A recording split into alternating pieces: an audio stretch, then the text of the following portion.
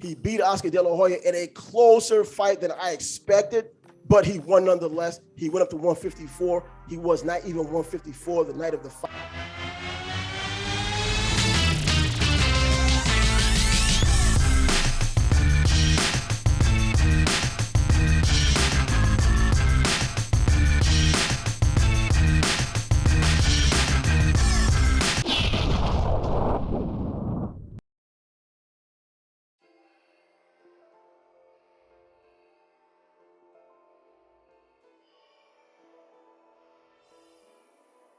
Yo, this is Trav with Yo Trav Sports Bag. I'm back at it with you again today. And as you can see, I'm in the kitchen again.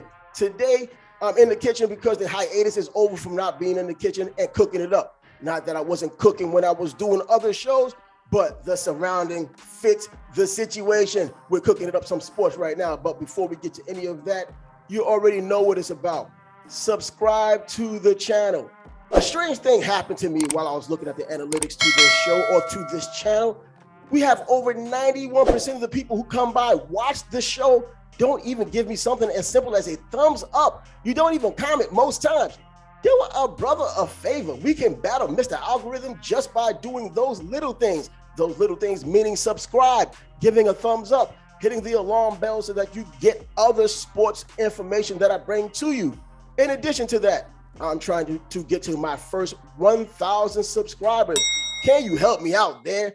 The road to 1 million begins with one step, but 1,000 is a bigger step. So let's get there. So with that said, I know why you're here. You know why you're here. You saw the thumbnail and you could not contain yourself. So I'm going to break it down right here. Floyd Mayweather, fact or fiction? This isn't an indictment on his entire career. This is just my idea of a breakdown of what I believe is true, what I believe is false, and what actually is true and what actually is false. There's a difference there. I know fans of his will be upset. Fans who hate him will not be upset. And there are going to be times when you're all upset. So I'm here to bring it to you. So check this out. Floyd Mayweather, this is fact. Floyd Mayweather is perhaps the greatest defensive boxer ever. I don't think, whether you hate him or not, that this could be something up for debate. He's one of the greats, if not the greatest. So if you put him in a pot of other greats like Willie Pep, like Pernell Whitaker, even Benny Leonard, you would realize Floyd belongs there. And an undefeated record isn't what it's all about. You saw his expertise. He specializes in defense, especially when he moved up in class. He was an offensive juggernaut, believe it or not, at 130 and even 140. Ask Arturo Gatti. Anyways, we know Floyd defensively is one of the best ever. That is the fact. Love him or hate him, you can't say anything different. And of course, I do know what boxing fans are, and I know how many of these boxing fans respond. You can dislike somebody, so facts be damned, you're gonna hate them regardless. You're gonna be a delusional fan if you're a fan of the fighter, but you'll still be along for the ride. Another fact, he is a 5-division champ. If you know boxing and you know Floyd, you know that. That's not untrue. From 130 pounds all the way up to 154 pounds, Floyd Mayweather has won, come close to losing, but still has won. Hence, his undefeated 50-0 record. Once again, I know there will be people out there complaining, moaning and groaning, especially at number 50, but as it ends today and as it is today, he is 50-0. So that is a fact. And during that run from 130 to 154, we look at the names that are on that list. I'm not going to go down all of them, but Diego Corrales, the late Diego Corrales, leading up to that fight, Diego was an absolute monster no one wanted to face.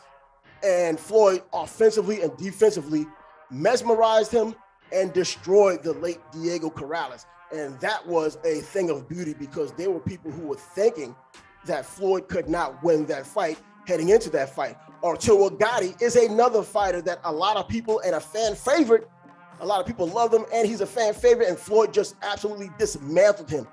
Incidentally, I thought Floyd was going to have trouble with Arturo Gatti. What the heck? Looking back on it, of course, revisionist history, I did not think that Floyd was going to have as easy a time as he did. an easy time. He had harder sparring sessions. So we saw the kinds of people there. Arturo Gatti is in the Hall of Fame, so he had merit.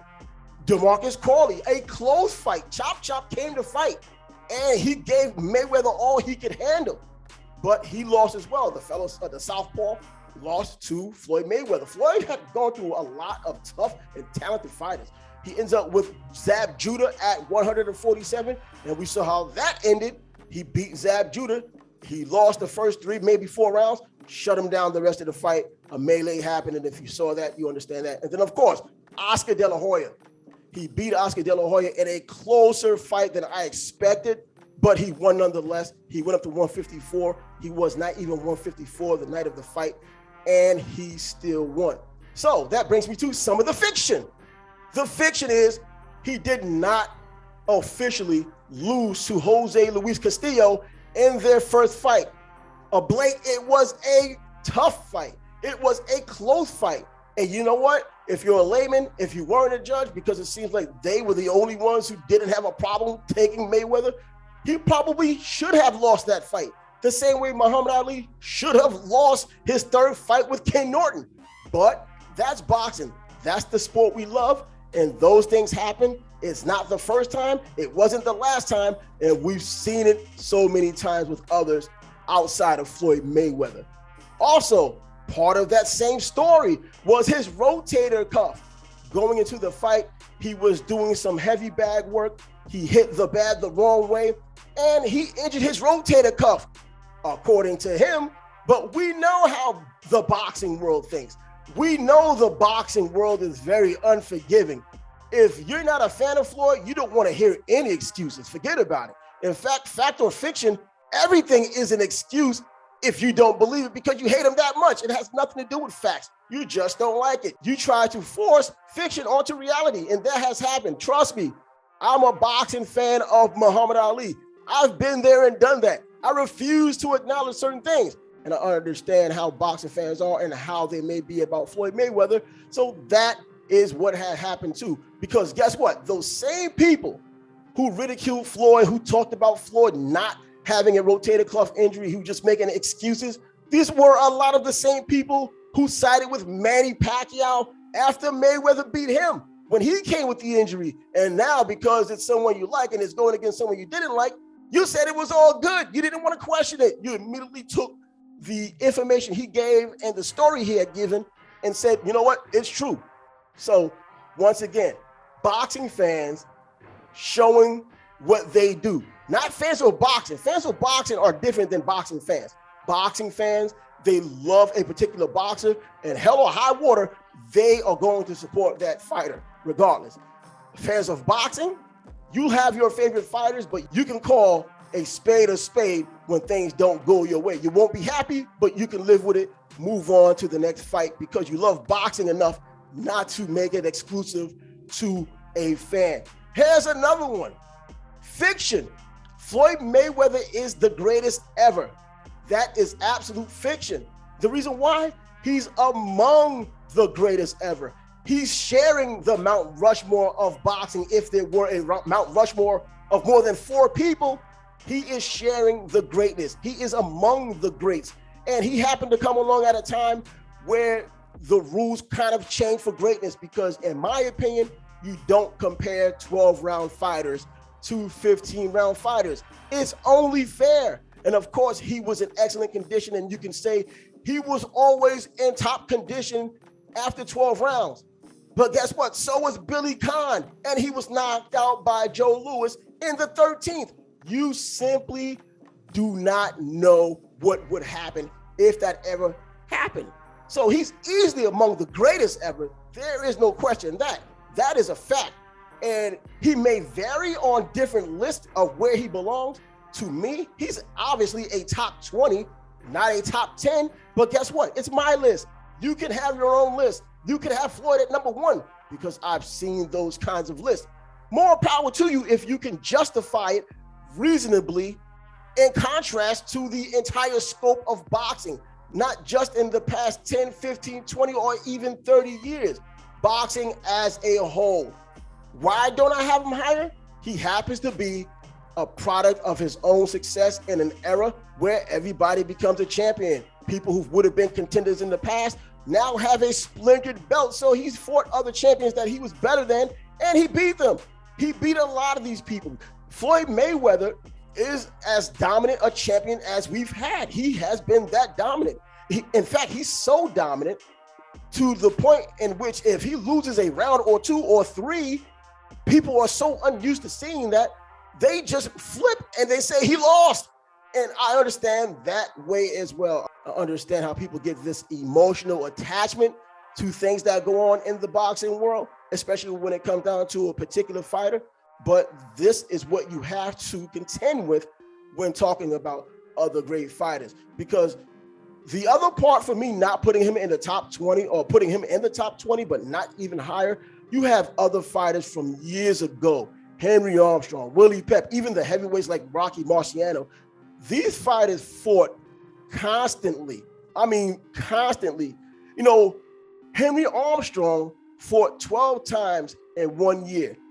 More than that, Willie Pep, the one who's probably closest to what Floyd Mayweather is on the defensive side, he once fought 22 times in 1 year. That was 1941. The following year, he fought 24 times. I know there will be people out there that said he didn't fight anybody. The level of competition does matter.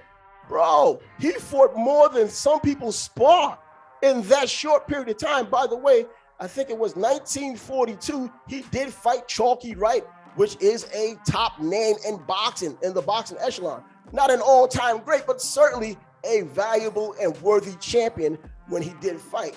So with Floyd's issues with his hands and the wear and tear you have to go through inevitably because of those types of fights so constantly, I don't know if he holds up. We simply don't know. We know about him taking shots in his hands and whether it was legal or not. He needed that in order to function properly, not only in training, but probably in fights, even though the story is he did not do it a week before a fight because the Las Vegas, Nevada rules says you can't do it. But he still had to do it just to maintain during the course of a build-up to a fight. And to have to do that, I don't believe, without that, I don't believe he holds up to the wear and tear, even of the regular Joe during that time period. 23 fights or 24 fights or 22 fights in 1 year, bro, I just don't see it happening. I simply don't see it happening. You can punch the heavy bag and get hurt like he did with his rotator cuff. You can punch just Joe Schmo and get hurt just as well. So anyway, you're here, you're watching this show. Give me the subscription. I have other videos that you could probably see right here of other sports, not just boxing. So check a brother out, support the channel, subscribe, give me the thumbs up. Until next time.